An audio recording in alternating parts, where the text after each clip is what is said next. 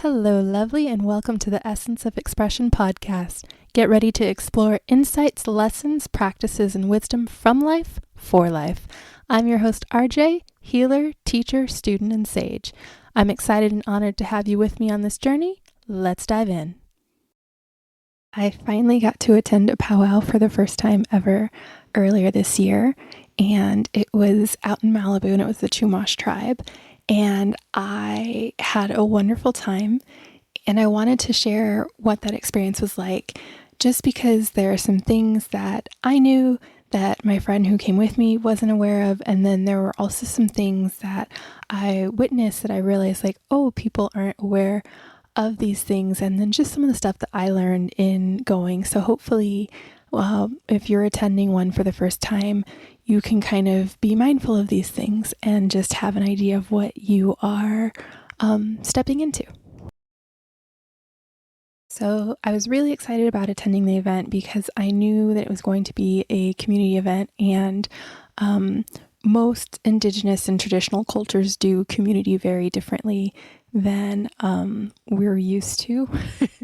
And I particularly love it. Like, it's kind of, once you step in, all these conversations happen that are just magical, and it's just normal interaction, right? It's someone said something in your proximity or asked a question aloud and you can answer, and it becomes this 10-minute long conversation because you're just enjoying each other, and it's just humans connecting and being open and loving, and it's fabulous. So I was really looking forward to that I knew about. I also knew, there'd be vending, so I brought cash, which apparently is not something that is typical for a lot of people now. And I brought cash because it tends to be easier. Sometimes vendors don't have a way to take payment electronically, and sometimes we were out in Malibu on the cliffs, so sometimes internet is not the best, signal isn't the greatest, and so even if they had a method to take payment, sometimes it glitches and you can't do it. And then also, whenever you're in situations like that where there are a bunch of vendors, a lot of times they won't necessarily charge tax if you're paying cash. Now, if you're paying any other method, they have to charge you tax, and there's no way around that because it's a very visible record. So I had cash for the vendors. I was excited because I was sure I was going to be circulating money some kind of way to help local community. And I brought a friend of mine and his daughter with me. And so it was really lovely. I think it was the perfect size for my first powwow.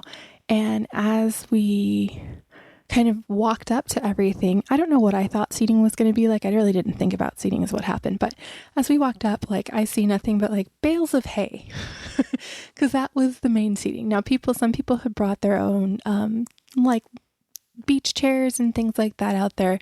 They did have a couple of stadium bleacher stands out there, not many, and most of the seating was hay bales. So that's a thing to note. It may be hay, so come prepared for that. I was in a lightweight fabric skirt, so it would have been very uncomfortable to sit on hay, so maybe something denim, or maybe bring a blanket. And that was the first thing that I wish I knew.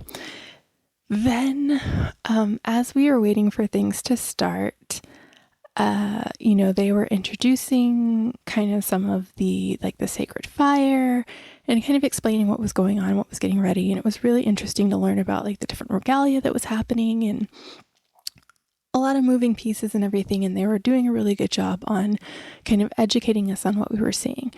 And at some point in time, the dancers came out and they kind of explained certain dances were social, so everyone can come join. Certain are more ceremonial, so stay in your seat if you're not part of the dance, and that's fine. And then they would have breaks in between and everything. But the entire time, you're in a circle, and I saw something that I didn't quite expect to see happen.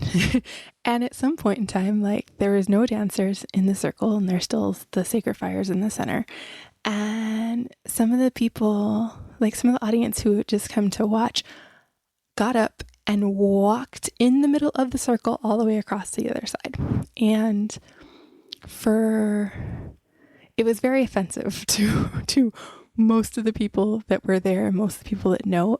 The circle is something that's very sacred, and so that's a no-no.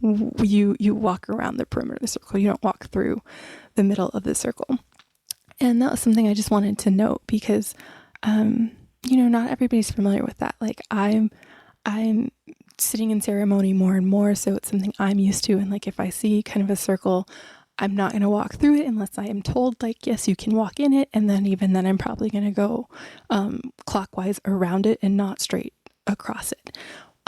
So that was something that was interesting to see. And it was also like a very palpable transgression when it happened, right? Like you could feel the majority of the people there just like get upset and offended and be just kind of outraged at the disrespect that was happening. So they had, more dancers and vending and having all these conversations throughout the day. And everyone's just kind of talking to each other. And like, if you had a question, you just kind of ask it aloud. Someone will answer you. You don't really have to talk to anyone in particular, which was lovely. And I think one of the most special moments had to have been, I had the honor of seeing a dancer coming out, right? And so that's what they call it whenever it's the dancer's first time dancing in ceremony and taking their place in that. So, and I had, because of some of the work that I do, like energetically and being in community and knowing, being able to kind of sense the energetic shifts and watching for things, it was a very different experience for me to watch it than my friend. Now, both of us had a great time. Both of us thought it was really special and we appreciated the moment. But for me, it was something that went so deep because the symbolism and the amount of support that you could see and feel. So as the young dancer, he was, I think he was 12, but he went around. And so he went around, I think, twice by himself and no one joined in. But the elders were holding the 4 directions for him. And each of them were people who had a special role in his life for some reason or another. And what was really beautiful was like you could see like they were kind of keeping time along with the drummers and everything. So they weren't fully dancing with him yet. But whenever he got off, you could see them like they would kind of move a little harder so that he could get back onto the rhythm that he was supposed to be on. And then like after he'd gone around a couple times, then they joined in. And then like the family procession kind of happened afterwards. And as that procession happened, it was to me, what has to be a really incredible thing, right? Because the family kind of follows along behind and they are collecting the gifts or the offerings for him. And as they're doing this, you see members of the community coming in, congratulating the family, putting the gift, and then walking to the end of the line, like behind the family, and joining that procession that's now going around the circle behind this young man. And you just see it grow and grow and grow. And I was really blown away by that because how impactful must that be to not only like know you have a community because they say so, but to have that visual of watching that community continue to expand and grow like on the other side of the circle from you, right? But it was just something that was really beautiful and magical, and I'm so glad I got to be a part of it and to witness this, and it was just so potent and so full of love, and I had a fabulous time. And one of the things I do wish I had known is that there is quite a bit of gifting that happens throughout the powwow. And with the gifting, I mean a monetary gift. So I would say, in addition to bringing cash for the vendors, definitely like bring singles and things like that, because you have gifts for the dancers. They take gifts for the drummers, gifts for the firekeeper. And I felt really bad because like I didn't have that type of cash. I was like, I have, like larger bills here. So, but it's still a really, I like the idea. I just wish I had known so I could have been a bit more participatory in that. So I just wanted to share that with you guys. And I think, it's definitely something, if you've been curious, and there's a powwow that's happening that is open to public and people are welcome, definitely do that. Go to it. It's something, I think you'll have a good time no matter, where you're at. And I think if you are a person who is used to kind of sitting in more medicinal spaces, sitting in ceremony and feeling that call for community and that call for connection and that traditional wisdom and that reverence, you will definitely have an amazing time.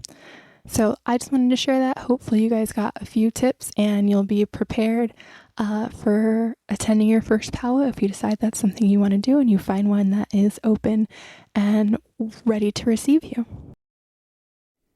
Thank you for your time and attention. If you enjoyed this episode, please follow the show.